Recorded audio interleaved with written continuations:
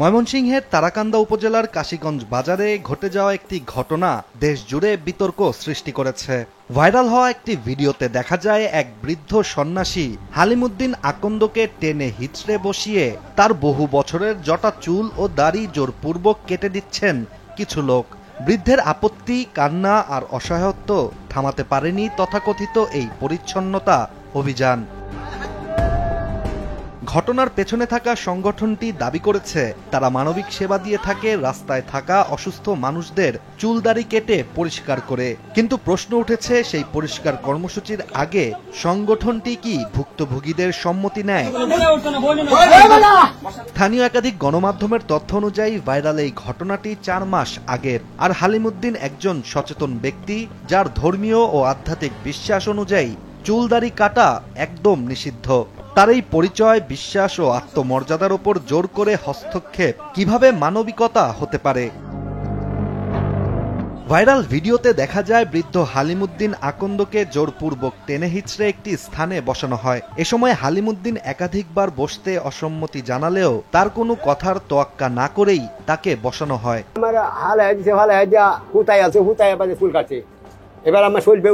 এরপর শুরু হয় মানবিকতার নামে ব্যক্তি স্বাধীনতার লঙ্ঘন।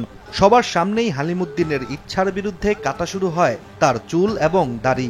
এ সময় অনেক আকুতি বিনতি করেও রেহাই পাননি হালিমুদ্দিন। সবশেষ এই ঘটনা নিয়ে আল্লাহর কাছে বিচার দিয়ে একটি বাণী উচ্চারণ করেন তিনি, যা পুরো দেশ জুড়ে আলোচনার সৃষ্টি করে।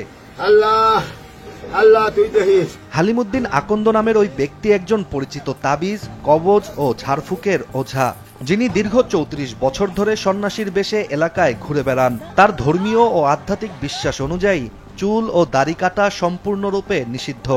এই জটাজড়িত চুলই তার পরিচয়ের প্রতীক। সমালোচিত ওই কর্মকাণ্ডের পেছনে রয়েছে ঢাকার মোহাম্মদপুরে অবস্থিত একটি স্বেচ্ছাসেবী সংগঠন হিউম্যান সার্ভিস বাংলাদেশের সদস্যরা, যারা নিজেদের মানবিক কাজ হিসেবে রাস্তার অপরিচ্ছন্ন ও অসুস্থ লোকদের চুলকারি কেটে দেয়, গোসল করায় এবং কাপড় পরায়। কিন্তু এই কাজে অনুমতি বা সম্মতি কতটুকু বিবেচনায় নেওয়া প্রয়োজন সে বিষয়ে হয়তো তাদের কোনো মাথা ব্যথা নেই।